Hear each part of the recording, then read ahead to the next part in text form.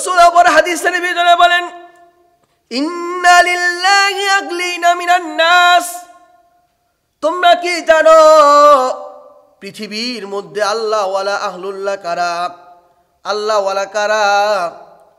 রাসূল সাল্লাল্লাহু আলাইহি ওয়াসাল্লামের সাহাবারা বললেন, ফাকিলা মান আহলুল্লাহি মিনহুম, ওগো আল্লাহর নবী, কারা আল্লাহ ওয়ালা, কারা কারা আল্লাহ ওয়ালা, কারা আল্লাহর নৈকট্যশীল বান্দা?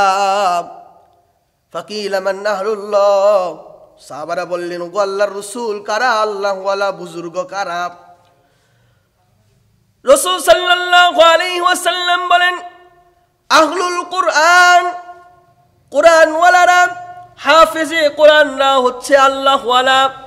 এদেরকে চিনে রাখো, এদের সাথে সম্পর্কটাকে মজবুত করো, কারণ ময়দানে মাহশরে যেই দিন হাফেজে কোরআন জান্নাতের দিকে ছুটবে, হাফেজে কোরআন ওই দিন জান্নাতের দিকে যখন ছোটা শুরু করে দিবে, ওই হাফেজে কোরআনের বন্ধুকে সে রেখে যাবে না।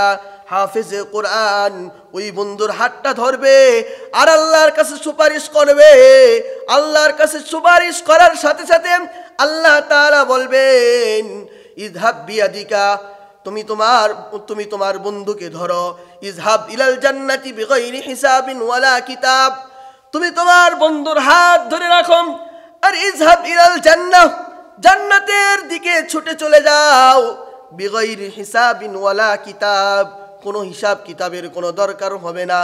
এই জন্যে হিসাব নিকাশ ছাড়া তুমি জান্নাতে চলে যাও। এই জন্যে মুহতারাম হাজিরিন, আল্লাহ ওয়ালাদেরকে ভালোবাসতে হবে, কোরআনের ওয়ালাদেরকে ভালোবাসতে হবে। আলেমদের সাথে বেয়াদবি করা যাবে না, আলেমদেরকে গালি দেওয়া যাবে না, কাঠমোল্লা বলে গালি দিও না।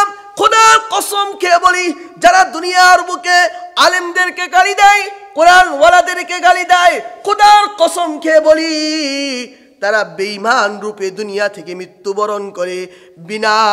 বিনা কারণে যারা আলেমদেরকে গালি দেয়, কাঠমোল্লা বলে গালি দেয়, ধর্ম ব্যবসায়ী বলে গালি দেয়, খোদার কসম করে বলি তাদের জীবনে তওবা যদি না করে মারা যায়, আল্লাহ মালুম, আল্লাহ তাআলা ভালো জানে তাদের অবস্থা বড় ভয়ানক, কারণ আল্লাহর রাসূল তাদের সার্টিফিকেট দিয়েছে।